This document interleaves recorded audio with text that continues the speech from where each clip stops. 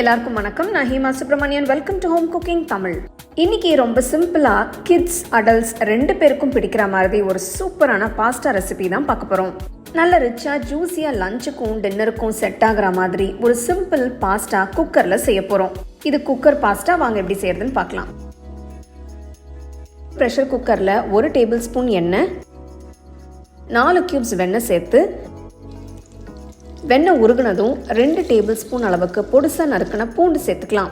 வெண்ணெயில பூண்டு சேர்த்து ரோஸ்ட் பண்ணும்போது அப்படி ஒரு வாசனை வரும். ஸோ பூண்டு மிஸ் பண்ணாம சேர்த்துக்கோங்க. இது கூட 3 மீடியம் சைஸ் வெங்காயத்தை பொடிசா நறுக்கி சேருங்க. ஸ்டோவை லோ ஃப்ளேம்லேயே வச்சு வதக்கிக்கலாம். வெங்காயம் பொன்னிறமா ரோஸ்ட் ஆகணும்னு அவசியம் இல்லை. ஒரு 2 நிமிஷம் கிண்டி விட்டு நம்ம அடுத்து காயெல்லாம் சேர்த்துக்கலாம். சின்னதாக நறுக்கின ஒரு பச்சை குடமிளகாய், ஒரு சிவப்பு குடமிளகாய், 1 கப் ஸ்வீட் கார்ன். இது பச்சை கார்ன் தான், வேக வைக்காதது. நம்ம இந்த பாஸ்தாவை குக்கரில் சேர்க்கறதால கார்னும் நல்லா வெந்துடும். பாருங்க, பார்க்கவே ரொம்ப கலர்ஃபுல்லாக இருக்கு. உங்ககிட்ட இப்படி கலர் கேப்சிகம் இல்லைன்னா இது இல்லாமல் கூட நீங்கள் செய்யலாம். அடுத்து நம்ம இதில் தக்காளி விழுதை சேர்க்கலாம். நான் 4 பெரிய தக்காளியை அரைச்சி வச்சிருக்கேன். தக்காளியை காய் கூட நல்லா கலந்து விடுங்க.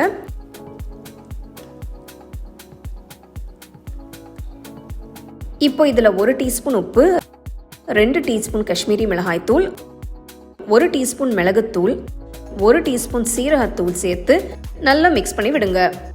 ஃப்ளேமை கொஞ்சம் மீடியம் ஹை ஃப்ளேமில் வச்சு மிக்ஸ் பண்ணி விடலாம். தக்காளியில் பச்சை வாசனை எல்லாம் போகிற வரைக்கும் குக் பண்ணுங்க. 5 நிமிஷமாக குக் ஆகிட்டு இருக்கு. பச்சை வாசனை எல்லாம் போயிடுச்சு. இப்போ இதில் 1/4 கப் டொமேட்டோ கெச்சப்பை சேர்த்துக்கலாம். இதில் இருக்கிற ஸ்வீட்னஸ் ஃப்ளேவர்ஸ் எல்லாம் நல்லா பேலன்ஸ் பண்ணி கொடுக்கும். எல்லாத்தையும் நல்லா மிக்ஸ் பண்ணி விடுங்க.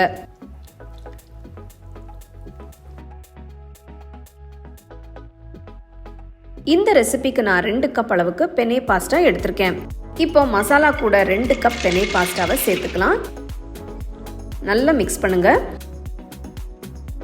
உங்களுக்கு எந்த மாதிரி பாஸ்தா பிடிக்கும், எதை நீங்க விரும்பி செய்வீங்கன்னு எனக்கு கமெண்ட் செக்ஷன்ல சொல்லுங்க.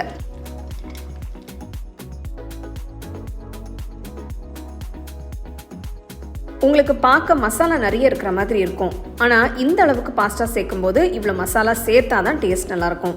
பாஸ்தாவை மசாலா கூட நல்லா கலந்து விட்டு 1 டீஸ்பூன் அளவுக்கு இட்டாலியன் ஹர்ப்ஸ் சேர்த்துக்கலாம். இது இப்போ எல்லா சூப்பர் மார்க்கெட்ஸ்லையும் கிடைக்குது.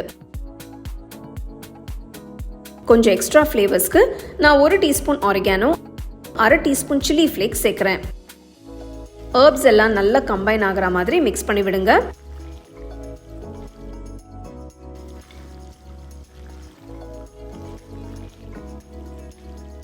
ரெண்டு கப் பாஸ்தா ஷெல்ஸ்க்கு 2 கப் அளவுக்கு தண்ணி ஊற்றினா சரியா இருக்கும்.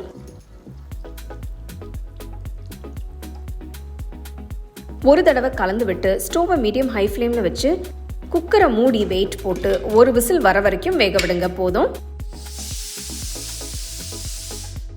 1 விசில் வந்ததும் ஸ்டோவ் ஆஃப் பண்ணிட்டு ப்ரெஷர் ரிலீஸ் ஆகிற வரைக்கும் வெயிட் பண்ணுங்க. இப்போ ப்ரெஷர் ரிலீஸ் ஆயிடுச்சு. ஓப்பன் பண்ணி பார்க்கலாம். வாவ், பாஸ்தா சூப்பராக வெந்திருக்கு. பர்ஃபெக்டாக குக் ஆகிருக்கு. பார்க்கவே அவ்வளோ நல்ல ஜூஸியாக, அவ்வளோ டெம்டிங்காக இருக்குது பாருங்கள். இந்த ருசியான பாஸ்தாவை நல்ல சூடாக இருக்கும்போதே சர்வ் பண்ணி நீங்களும் சாப்பிட்டு என்ஜாய் பண்ணுங்கள். இதை நீங்கள் குக்கரில் செஞ்சீங்கன்னு சொன்னால் யாருமே நம்ப மாட்டாங்க. அவ்வளோ நல்லாயிருக்கும். நம்ம பண்ணியிருக்கிற இந்த அளவு பாஸ்தாக்கு 4-5 பேர் சாப்பிட சரியாக இருக்கும்.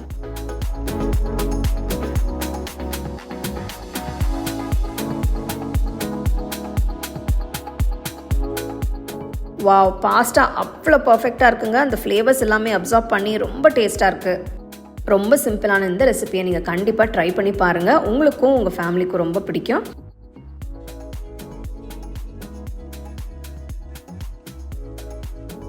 உங்களுக்கு நான் இந்த வீடியோவில் யூஸ் பண்ணுற ப்ராடக்ட்ஸ் பிடிச்சதுன்னா கீழே டேக் பண்ணியிருக்கேன், செக் பண்ணி பாருங்கள்.